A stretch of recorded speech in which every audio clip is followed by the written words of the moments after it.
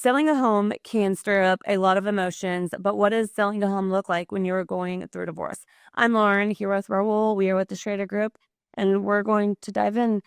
Divorce can be an emotional process. What are some of the common issues that arise? Yeah, so there's a lot of issues that could arise. I mean, if the party's not amicable, it could be one party wanting us to sell and the other party not wanting us to be part of this transaction.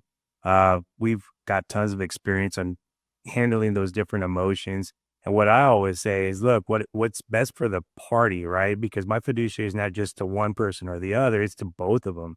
And what I do is I put it on the same table, right? Like, this is what's going on. This is what's going on. Do y'all want me to call you directly, or does everyone want to be involved in like a triangle, right? Triangles for trust are the best, right? But sometimes they just don't want to talk or communicate. So sometimes we facilitate, try to figure out what's going on there. Also, do we have a decree? Do we not? Are we starting the process of divorce? Who's covering the bills? Who's staying at the house? I mean, there's just so many different things that happen. But once we get involved, we're able to kind of play that game plan and say, hey, look, this is what we got to do. And if we follow this process, follow this plan, we'll get you guys to where you want to be, maximize their equity, and then go from there. So, what should homeowners know about the financial implications and paperwork involved? Yes. So if we're not actually fully divorced and we don't have a decree, we don't really have a playbook, right? So sometimes I do a temporary kind of rules of the game, if you will, and maybe one spouse might stay at the house, and then that spouse typically would have to cover the bills, utilities, things like that, or they come up with some other solution. Being that they haven't been divorced yet, they still got to sign off if they got that property while they were married. So that's part of it because Texas is a community state. So if it's been acquired during marriage, then both parties have to sign off on that. But I think the financial side would be making sure that that mortgage payment still gets paid until everything's finalized, and then trying to figure out how do we account for that, right? Because if let's just say, this party has 10 or 15 grand that they use to continue the estate to keep it going, are they going to get reimbursed at the end for that? There's just a lot of things that go into play. Okay. So, what if their divorce is not final yet, but one of them is ready to buy? Yeah, so that could get tricky, right? And the reason I say that is because they're still married. And since we're a community state property, let's just say we were getting a divorce and I wanted to buy a house, you would still have to sign up on the deed because we're still quote unquote legally married.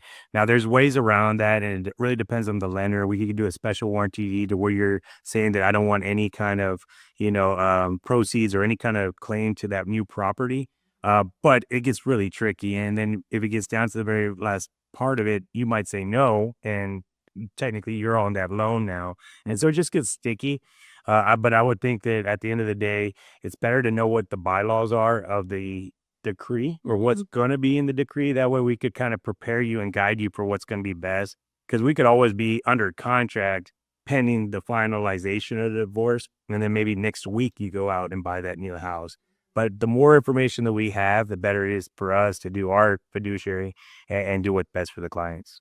So, if anyone out there is in this situation right now, do you have any best practices if they're going through a divorce on selling their home? Yeah, it just really depends because if say someone, and we get this all the time, quote unquote, asking for a friend, right? But as we get through more conversations, it's like, hey, this is what's going on. What do I need to do? I want to get an appraisal done so we at least know what the house is worth and all those little steps. But I think it's also playing out the next step because there's one big step that everyone's focused on. What do I get? What do they get? And how do we split that up? But then it's like, what happens when the dust settles and life continues? Are we going to ensure that, there's no issues with the credit, right? Do credit cards need to get paid up if they're joint? If there's all these other things that are entangled, how do we get that to where we could get them qualified? Right. And that's what we do. We have experts that kind of look at, your financing with the lender and all that kind of stuff and pull it all together so that we know what's best to offer you as far as, okay, if you're going to go through a divorce, this is what to expect and how to start thinking about it.